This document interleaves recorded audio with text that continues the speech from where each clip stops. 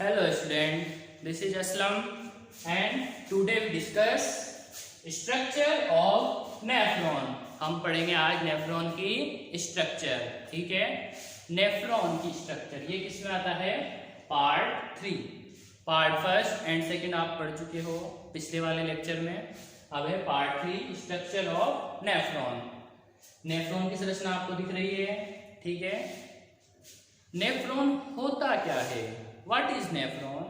तो नेफ्रॉन होता है किडनी की structural and functional unit. It means kidney की संरचनात्मक और क्रियात्मक इकाई। संरचनात्मक एंड क्रियात्मक इकाई। कार्य क्या होता है इसका कार्य होता है यूरिन का फॉर्मेशन। जैसे मानव शरीर की संरचनात्मक और क्रियात्मक इकाई क्या होती है, बचपन से ही पढ़ के आ रहे हो, बोलो आप, सेल। उसी प्रकार से किडनी की क्या है? नेफ्रॉन, ठीक है। तो किडनी की स्ट्रक्चरल एंड फंक्शनल यूनिट क्या है? नेफ्रॉन। ईच किडनी, प्रत्येक किडनी में कितने नेफ्रॉन होते हैं? प्रत्येक किडनी में होंगे 10 से 12 लाख नेफ्रॉन। तो कितने संघनित रूप से व्यवस्थित होंगे किडनी में, पता ही चल रहा है। एक किडनी में कितने हैं? 10 से 12 लाख नेफ्रॉन, ठीक है। अब जो नेफ्रॉन है वो निम्न पार्ट से, निम्न भागों से मिलकर बना होता है। फर्स्ट भाग कौन सा है? मेल्पिगियन काय। तो फर्स्ट भाग होगा मेल्पिगियन काय। ये इतना भाग ये क्या है? मेल्पिगियन काय, ठीक है। इसमें क्या क्या होगा? एक तो ग्लोमेरुलस और बोमन कैप्सूल, ठीक है। फर्स्ट पार्ट क्या है? मेल्पिगियन काय। सेकंड है, एक ये है जीवा यानी नेट, ठीक है। ये क्या है? नेट। उसके बाद एक हाईली कॉम्प्लेक्स, अत्यधिक कोइल्ड मतलब कुंडलित भाग है, उसे क्या बोलते हैं? समीपस्थ कुंडलित नलिका, प्रोक्सिमल कॉन्वोल्यूटेड ट्यूब्यूल, क्या है? PCT, ठीक है। फिर एक हेयर पिन के आकार का संरचना दिख रही है। हेयर पिन के आकार की संरचना, इसको क्या बोलते हैं? लूप ऑफ हेनल, ठीक है। हेनल का लूप। हेनल का लूप किसमें खुल रहा है? दूरस्थ कुंडलित नलिका, DCT, डिस्टल कॉन्वोल्यूटेड ट्यूब्यूल। अब जो डिस्टल कॉन्वोल्यूटेड ट्यूब्यूल है वो किसमें खुलती है? कलेक्टिंग डक्ट, ठीक है। तो अपन ने नेफ्रॉन के पार्ट पढ़ लिए। अब इनके बारे में डिटेल स्टडी करेंगे, ठीक है। तो सबसे पहले चैनल को सब्सक्राइब कर देना, ठीक है। मेल्पिगियन काय। मेल्पिगियन काय क्या होगा? कितने पार्ट से मिलकर बना होता है? 2 part. First Bowman capsule. Bowman capsule क्या होता है? बोमेन कैप्सूल ये वाली स्ट्रक्चर, एक प्याले नुमा संरचना होती है। प्याला देखा ही होगा सबने, ठीक है। तो प्याले नुमा स्ट्रक्चर क्या है? Bowman capsule. बोमेन कैप्सूल में कितनी लेयर होती है? तो बोमेन कैप्सूल में कितनी लेयर होगी? By layer. मतलब ये क्या होता है? द्विस्तरीय। बोमेन कैप्सूल ये किससे बना होता है? कौन सी उपकला से बना होगा? तो ये बना होता है शल की उपकला। It means squamous epithelium, correct, ठीक है। अब बोमेन कैप्सूल में एक विशेष प्रकार की सेल पाई जाती है। इस सेल का नाम है पोडोसाइट। क्या है? पोडोसाइट। बोमेन कैप्सूल की उपकला में छोटे छोटे स्लिट पोर पाए जाते हैं। इन स्लिट पोर को क्या बोलते हैं? फेनेस्ट्रा, ठीक है। तो बोमेन कैप्सूल क्या होता है? कैसी संरचना होती? बोलो, प्याले नुमा। प्याले नुमा स्ट्रक्चर है। कितनी लेयर होती है इसमें? 2 लेयर। कौन सी उपकला का बना होगा? Squamous epithelium. किसका बना होगा? स्क्वामस एपिथेलियम का, ठीक है। क्या पाई जाएगी? कौन सी कोशिका? पोडोसाइट। रंध्र क्यों पाए जा रहे हैं? इसकी पारगम्यता को बढ़ाने के लिए। इन रंध्रों का क्या नाम है? फेनेस्ट्रा, ठीक है, करेक्ट। अब सेकंड है ग्लोमेरुलस। ग्लोमेरुलस, अब देखो जो ये बोमेन कैप्सूल है इसमें जो संरचना स्ट्रक्चर मिल रही है इसे क्या बोलते हैं, ग्लोमेरुलस।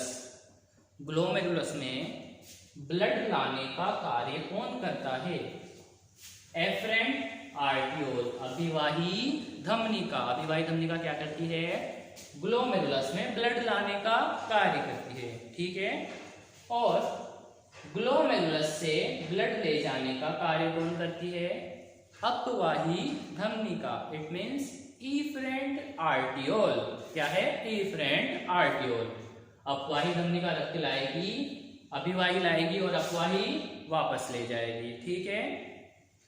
जो अपवाही धमनिका है उसका व्यास अभिवाही धमनिका की तुलना में कम होता है, ठीक है। अभिवाही धमनिका का व्यास क्या होगा, ज्यादा। अभिवाही धमनिका है वो ब्लड ला रही है, अपवाही ले जा रही है। अभिवाही का व्यास क्या होता है, ज्यादा। आपको डायग्राम में दिख रहा होगा इसका व्यास ज्यादा है, ठीक है। ये देखो अपवाही धमनिका का व्यास क्या होगा, कम, ठीक है। उसके बाद जो ग्लोमेरुलस है उसकी किससे बना होगा भित्ति, एंडोथीलियम की बनी होती है। किसकी बनी होती है, एंडोथीलियम। इस एंडोथीलियम में 500 से 1000 एंगस्ट्रम व्यास के क्या पाए जाएंगे, रंध्र पाए जाते हैं। कितने, 500 से 1000 एंगस्ट्रम व्यास के रंध्र पाए जाते हैं, ठीक है। अब निस्यंदन स्तर, फिल्ट्रेट लेयर। फिल्ट्रेट लेयर किससे बनी होती है, जो ब्लड कैपिलरी है, रक्त केशिका, रक्त केशिका की एंडोथीलियम, रक्त केशिका है उसकी एंडोथीलियम, और जो बोमेन कैप्सूल था, ये बोमेन कैप्सूल है, उसकी एपिथीलियम से मिलकर क्या बना होता है, निस्यंदन स्तर, ठीक है। तो निस्यंदन स्तर किससे बना होगा, निस्यंदन स्तर बना होता है ब्लड कैपिलरी की एंडोथीलियम और बोमेन कैप्सूल की एपिथीलियम से मिलकर। समझ में आया, आगे स्टार्ट करते हैं। नेक, तो जो अपना ग्लोमेरुलस है इसकी जो पीछे का पार्ट है वो क्या होगा, बोमेन कैप्सूल के पीछे का नेक। नेक क्या होती है, रोमाभी उपकला से आस्तरित होती है, यानी इस पर क्या पाई जाएगी, रोमाभी उपकला।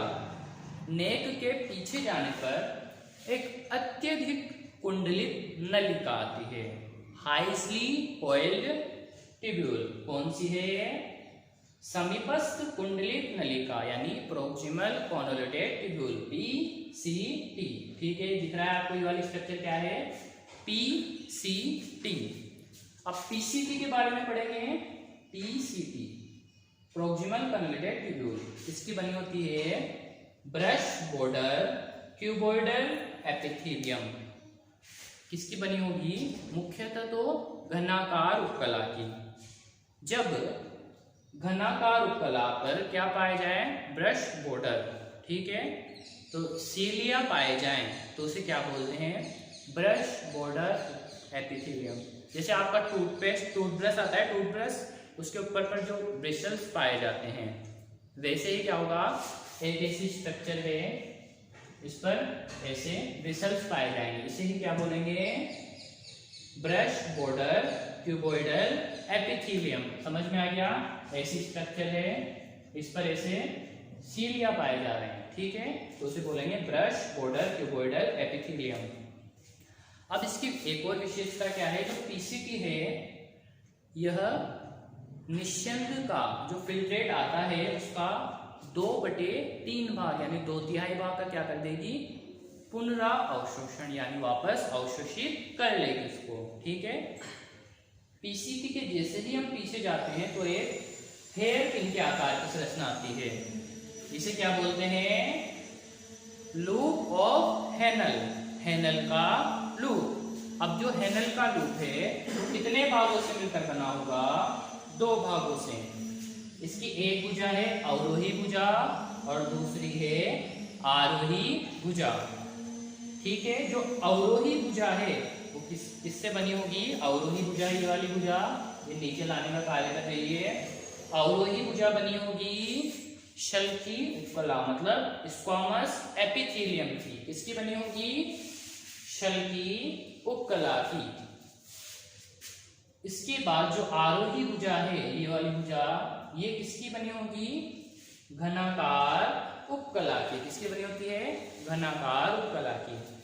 जैसे ही निस्यंद अभिवाही धमनिका से आया, बोमन कैप्सूल से होता हुआ पीसीटी, पीसीटी से अवरोही भुजा में आया, ठीक है। अवरोही भुजा में क्या होगा? सांद्र मतलब कंसंट्रेट, कंसंट्रेट होगा। क्यों होगा? क्योंकि अवरोही भुजा जल के लिए पारगम्य होती है। किसके लिए पारगम्य होगी? वाटर के लिए। लेकिन किसके लिए पारगम्य नहीं होती? विद्युत अपघट्य के लिए, इलेक्ट्रोलाइट के लिए। इसे ऐसे समझ सकते हैं अपन, आपने एक गिलास लिया, उस गिलास में आपने पानी डाल दिया, ठीक है।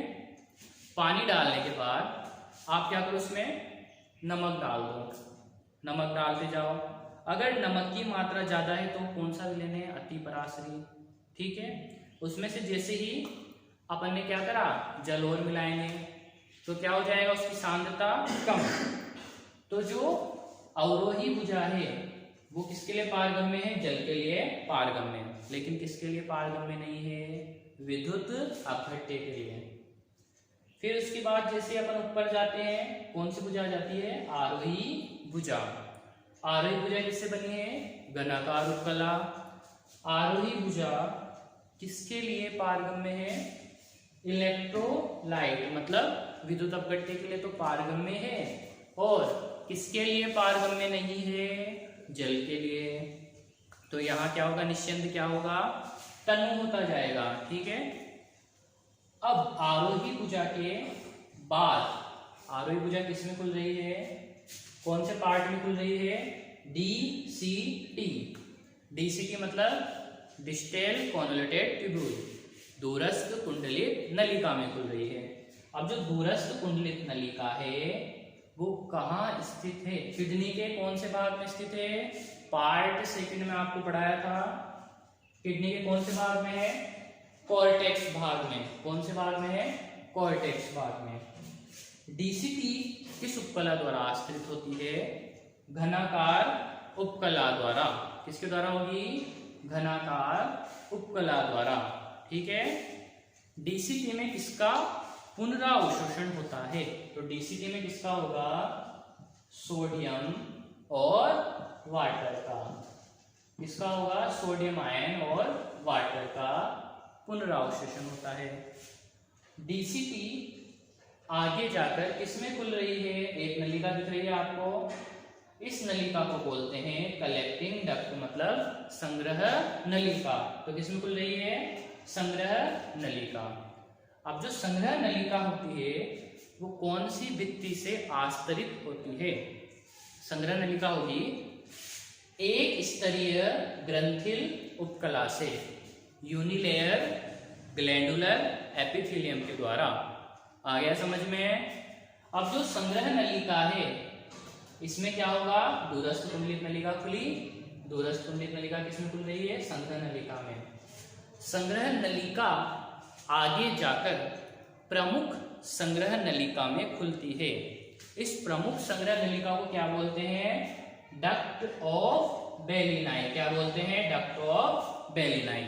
अब जो ये डक्ट ऑफ बेलिनाई है इसमें खुलेगी, किडनी में आपने संरचना देखी होगी, ये वाली संरचना थी। इसे क्या बोलते हैं? Renal pelvis. क्या बोलते हैं? वृक्क श्रोणी। यहाँ पे आकर क्या खुलेगी? ये डक्ट ऑफ बेलिनाई, ठीक है, रीनल पेल्विस में। फिर इसके बाद कहाँ जाएगी? ये पिरामिड में, ठीक है, रीनल पेल्विस फिर पिरामिड। तो आपको स्ट्रक्चर ऑफ नेफ्रॉन समझ में आ गई होगी।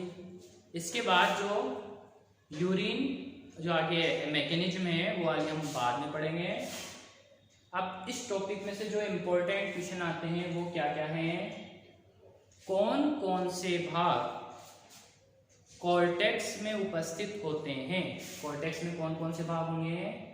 Bowman capsule, PCT and DCT, ये कहाँ होंगे? कॉर्टेक्स में। कौन से भाग मध्यांश में उपस्थित होते हैं? मध्यांश में कौन होंगे? लूप ऑफ हेनल और कलेक्टिंग डक्ट, ठीक है, ये इंपॉर्टेंट क्वेश्चन है। उसके बाद मेलपिगिए काय किस किस से मिलकर बना होता है? तो किससे मिलकर? बोमन कैप्सूल और ग्लोमेरुलस, ठीक है। ग्लोमेरुलस